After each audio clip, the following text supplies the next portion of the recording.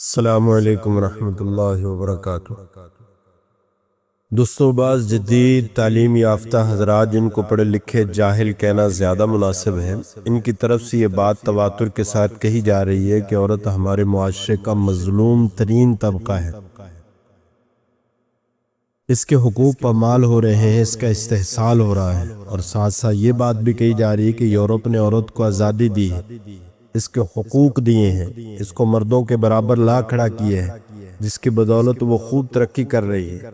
لیکن دوستو، حقیقت یہ ہے کہ دنیا میں کسی مذہب، کسی تمدن، کسی سوسائٹی اور کسی قانون نے عورت کو وہ مقام اور مرتبہ نہیں دیا جو اسلام نے اسے دیا ہے۔ تاریخ اٹھا کر دیکھیے، قدیم یونان میں عورت کو شیطان کی بیٹی اور نجاست کا مجسمہ سمجھا جاتا تھا۔ وہ غلاموں کی طرح بازار میں بیچی جاتی تھی، میراث میں اس کا کوئی حق نہ تھا۔ رومیوں نے عورت کو جانور کا مقام دیا تھا، نکاح کو عورت کے خریدنے کا ذریعہ سمجھا جاتا تھا، اصولاً عورت کو ہمیشہ نابالغ سمجھا جاتا تھا، معمولی قصور پر عورت قتل کر دی جاتی تھی۔ اہل عرب زمانہ جاہلیت میں لڑکیوں کو زندہ درگور کر دیا کرتے تھے۔ یہودیوں کے ہاں کافی عرصہ اس بارے میں اختلاف رہا کہ عورت انسان ہے بھی یا نہیں۔ بہتوں کو خیال تھا کہ عورت ایک انسان نما حیوان ہے جسے مردوں کی خدمت کے لیے پیدا کیا گیا ہے۔ ہندو عورت کے جداگانہ حیثیت کو تسلیم نہیں کرتے تھے۔ شوہر مر جاتا تو بیوی کو بھی شوہر کی چتا پر زندہ جل کر مر جانا پڑتا تھا۔ عیسائیوں کے ہاں عورتوں کی کیا قدر و قیمت تھی، اس کا اندازہ اس بات سے لگایا جا سکتا ہے کہ 582 عیسوی میں کلیسا کے ایک مجلس نے فتویٰ دیا تھا کہ عورتیں روح نہیں رکھتی۔ عجیب اتفاق ہے کہ جب کلیسا یہ فتویٰ جاری کر رہا تھا کہ عورتوں میں روح نہیں ہوتی، اس سے چند سال پہلے جزیرۃ العرب میں وہ آخری نبی پیدا ہو چکا تھا جو تمام کچلے ہوئے انسانوں کے حقوق کا محافظ تھا۔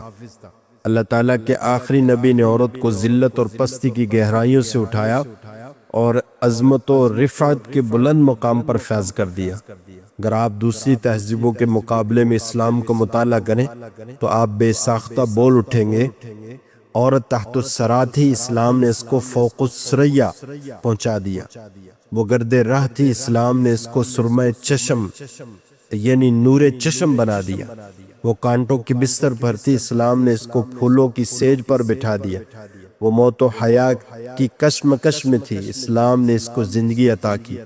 وہ زیب میخانہ تھی، اسلام نے اس کو زینت کاشانہ بنا دیا۔ وہ پامال تھی، اسلام نے اس کو باکمال بنا دیا۔ وہ برباد تھی، نشاد تھی، اسلام نے اس کو شاد کیا، آباد کیا۔ اس کا کام صرف مرد کے دل کو لبھانا تھا، اسلام نے اس کے ذمے گھر کو سجانا لگا دیا۔ موازنہ کیجئے، کہاں تو ایک طرف وہ معاشرہ تھا جس میں بیٹی کا ہونا باعث شرم تھا، وہ پاپ تھی، مجسمہ گناہ تھی، نحوست تھی، بدبختی کی علامت تھی، وہ شیطان کا نمائندہ تھی، زہریلا سانپ تھی، وہ کڑوا گھونٹ تھی، ہاتھوں کی میل کچیل تھی، وہ پاؤں کی دھول تھی، بوجھ تھی، اسلام نے اسے عظمت عطا کی، عزت دی۔ میرے دوستو، میں تسلیم کرتا ہوں کہ اسلام عورت کے حسن کو، اس کو جوانی کو پردے میں قید کرتا ہے، لیکن اسلام عورت کو آزادی دیتا ہے۔ اسلام عورت کو عمر کے ہر حصے میں قابل احترام ٹھہراتا ہے۔ اسلام عورت کو بچپن میں شفقت دیتا ہے، اسے جوانی میں محبت دیتا ہے، اسے بڑھاپے میں عظمت دیتا ہے، اسے مرنے کے بعد دعائے مغفرت کا حق دیتا ہے۔ میں یورپ کے اندھے پرستاروں سے پوچھتا ہوں، تم نے عورت کو کیا دیا؟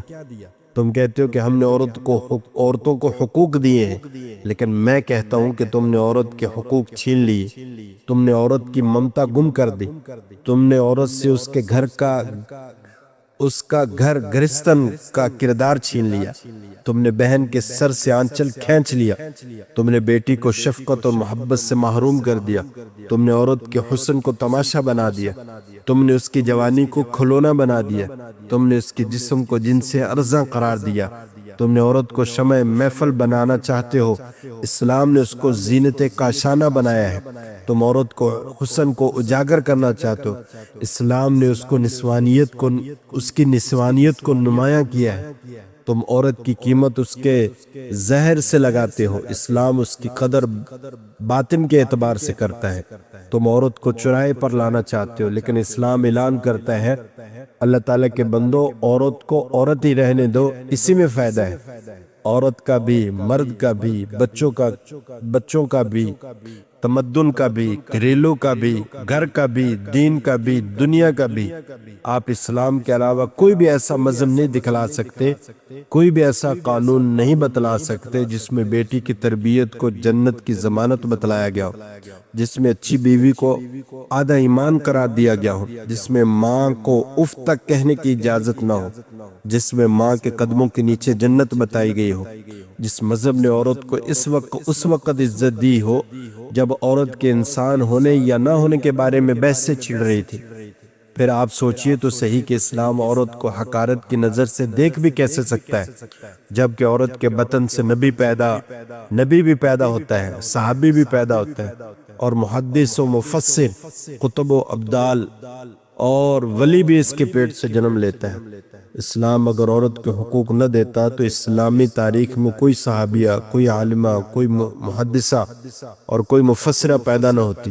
اگر اسلام عورت کو حقوق نہ دیتا تو ہماری تاریخ میں سیدہ عائشہ، سیدہ فاطمہ نہ ہوتی، حضرت اسماء بنت ابی بکر اور حضرت خنسہ نہ ہوتی۔ اسلام پر طعنہ زنی کرنے والوں، اگر اسلام عورت کو حقوق نہ دیتا تو سنگ دل باپ اپنی بیٹیوں کو زندہ درگور کرتے رہتے۔ اگر اسلام عورت کو مقام نہ دیتا تو بیٹی کی پیدائش پر کوئی باپ سر اٹھا کر نہ چل سکتا۔ اگر اسلام عورت کو آزادی نہ دیتا تو کسی عورت کو عمر فاروق رضی اللہ تعالیٰ جیسا جاہ و جلال والے خلیفہ پر برسر عام تنقید کی جرت نہ ہوتی۔ اگر اسلام عورت کو مقام نہ دیتا تو وہ ہمیشہ کی طرح بتوں اور دیوتاؤں کو بھینٹ چڑھتی رہتی۔ اگر اسلام عورت کو حقوق نہ دیتا تو مسلمانوں میں بھی بیویوں کو طلاق دینے اور گھر سے نکالنے کا سلسلہ عام ہوتا۔ اگر اسلام عورت کو عظمت نہ دیتا تو بوڑھی مسلمان خواتین کے لیے بھی ریٹائرڈ ہوم تعمیر کروانے پڑتے۔ تو میرے دوستو، اسلام میں عورت کو جو صحیح مقام دیا ہے اس کو سمجھنے کی کوشش کیجئے، اور یورپ کے سراب کے پیچھے چل کر اپنے گھر کے پرسکون زندگی کو، اپنے عزت و وقار کو، اپنے دین اور دنیا کو تباہ نہ کیجئے۔ اللہ تعالیٰ سے دعا ہے کہ وہ ہماری قوم نام و نہاد وکیلوں اور جھوٹے غم خاروں سے بچنے کی توفیق عطا فرمائے، اور ہمیں ان ساری باتوں پر عمل کرنے کی توفیق عطا فرمائے۔